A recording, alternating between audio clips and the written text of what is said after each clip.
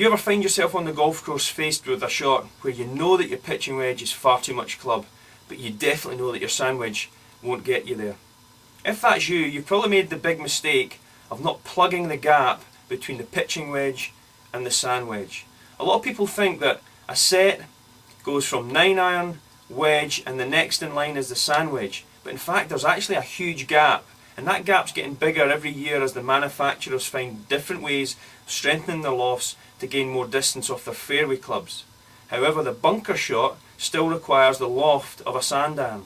So this gap is getting bigger, and it's even more essential now that you plug that gap with a correct club.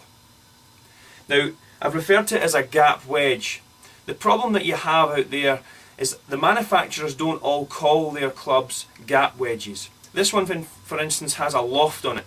That's a loft that sits between the pitching wedge loft and the sand wedge loft. But some of the other manufacturers, they change it up a little bit. Wilson, for instance, they call theirs a G wedge for gap wedge, which makes a lot of sense.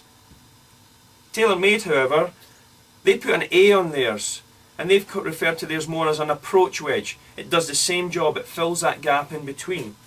Ping, they have a U on theirs for utility, and some companies even have an F for fairway.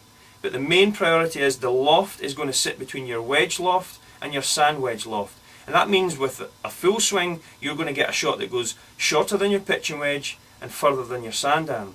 But think of this. If you hit your pitching wedge roughly 100 yards, and this new gap wedge goes about 90, your sand wedge would fit in at 80. Beyond that, as you get closer to the green, if you made a half swing with your pitching wedge, that will go somewhere in the region of 70 yards. A half swing now with your gap wedge will go around about 60, and a half swing with your sand wedge will go around about 50. So all of a sudden, with 2 swings and 3 different clubs, you've taken all the shots out of play from a full pitching wedge down to a 50-yard chip onto the green.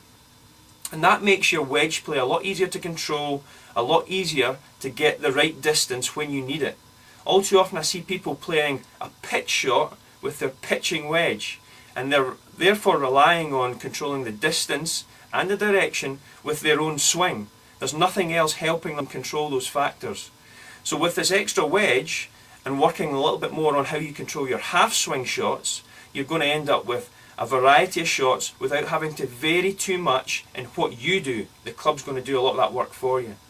So just think about that. A full swing pitching wedge right down to a 50-yard chip onto the green is going to be controlled by 2 swings and 3 golf clubs. If you do get the clubs right, you do have to go and practice the control of the half swing shot. But it means you're not having to practice and manufacture all the shots between 50 and 100 yards with one club. So give it a try, I'm sure it will sharpen up your pitching.